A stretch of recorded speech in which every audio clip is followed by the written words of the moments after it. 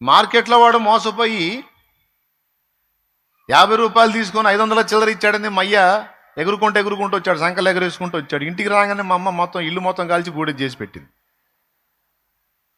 ఆమె చెప్పింది, మా నాన్న 50 రూపాయలు ఇచ్చి 50 రూపాయలు సరిపడా సరుకులు తీసుకున్నాడు, వాడు 450 ఇచ్చాడు. మళ్ళీ ఆహా 450 అనుకుంటూ వచ్చాడు. అప్పుడు దేవుడు నమ్ముకోలా, నేను కూడా పుట్ల. స్తోత్రం. అప్పుడు చిన్న పాక చేయెత్తితే తగిలిద్ది. నైటు మా అమ్మ ఏందో వస్తువు కోసం వెతుకుతా దీపం పైకి పెట్టి పరిశోధన చేసింది. కింద ఆ పైన అంటుకొని తగలబడింది మొత్తం. ఆయన వచ్చేటప్పటికి ఇల్లు గాలి బూడిదయింది. మా అమ్మ బయట కూర్చొని ఉండొచ్చు బహుశా, నాకు తెలిసి. 450 ఇక్కడ 4000 ఎందుకు కాలింది? కనీసం 4000 అయిందిగా గుడిసె పాక వేసుకున్నా. 450 కక్కుర్తి పడితే 4000.